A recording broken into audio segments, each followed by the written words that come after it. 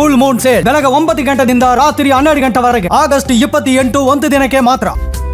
ಪ್ರಚಂಡ ಪ್ರವಾಹಕ್ಕೆ ಕೊಚ್ಚಿ ಹೋಗಿದೆ ಭೋಟಿ ಕೋಶಿ ನದಿಯಲ್ಲಿ ಹಠಾತ್ ಪ್ರವಾಹ. ನೇಪಾಳದ ರಸುವಾ ಜಿಲ್ಲೆಯ ಭೋಟಿ ಕೋಶಿ ನದಿ 1000ಕ್ಕೂ ಹೆಚ್ಚು ಜನ ನಾಪತ್ತೆಯಾಗಿದ್ದರೆ ಅದರಲ್ಲಿ 100ಕ್ಕೂ ಹೆಚ್ಚು ಭಾರತೀಯರಿದ್ದಾರೆ. 384 ವಿದೇಶಿ ಪ್ರವಾಸಿಗರಿದ್ದಾರೆ. ಕಂಡು ಕೇಳರಿಯದ ಭೀಕರ ಪ್ರವಾಹ ಇದು. ಭೋಟೆ ಅನ್ನೋದು ನೋಡ್ತಾ ಇದ್ದೀರಿ ದೃಶ್ಯಾವಳಿಗಳಲ್ಲಿ, ಸಿನಿಮಾ ನೋಡ್ದಂಗೆ ಆಗ್ತಾ ಇದೆ. ಅದು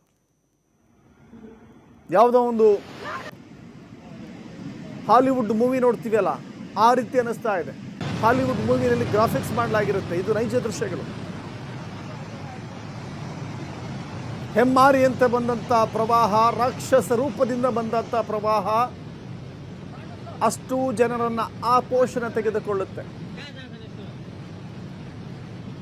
ಇಡೀ ಕಟ್ಟಡ, ಇಡೀ ವಾಹನ, ಅಲ್ಲಿರುವ ಜನ ನೋಡಿ ಹೇಳಿ ಕೇಳಿ ಇದು ಪ್ರವಾಸಿ ತಾಣ. ಪ್ರವಾಸಿಗರು ತಂಗಿದ್ದಂಥ ಹೋಟೆಲ್ಗಳು ಕೂಡ ನೋಡ್ತಾ ಇದ್ದೀರಿ ನೀವು.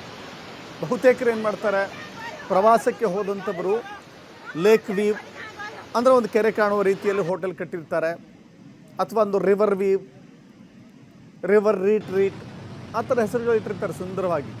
ಆ ಹೋಟೆಲ್ ಮುಂಭಾಗದಲ್ಲಿ ನಿಂತ್ಕೊಂಡ್ರೆ ನಿಮಗೆ ನದಿ ಕಾಣಿಸುತ್ತೆ, ಸುಂದರವಾದ ದೃಶ್ಯ ಕಾಣಿಸುತ್ತೆ. ಅದಕ್ಕಾಗಿ ಹೆಚ್ಚು ಹಣವನ್ನು ವಿಧಿಸಲಾಗುತ್ತೆ.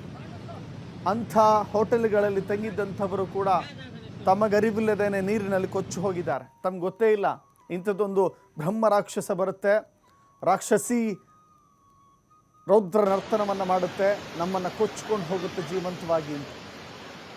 ನೋಡಿ, ಸಾವು ನೋವುಗಳ ಸಂಖ್ಯೆ ಕೇವಲ 8 ಜನ ಅಂತ ಹೇಳ್ತಾ ಇದ್ದಾರೆ.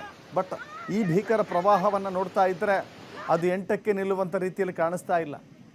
ಇದೇ ಬಸ್ ಡಿಪೋನೋ ಅಥವಾ ಬಸ್ ನಿಲ್ದಾಣದ ಪಕ್ಕದಲ್ಲಿ 100 ಜನ ಇತ್ತು, ಹಾಗೆ ಕೊಚ್ಚಿಕೊಂಡು ಹೋಗಿದೆ. ಬಸ್ಗಳು ಇಲ್ಲ, ಜನರೂ ಇಲ್ಲ.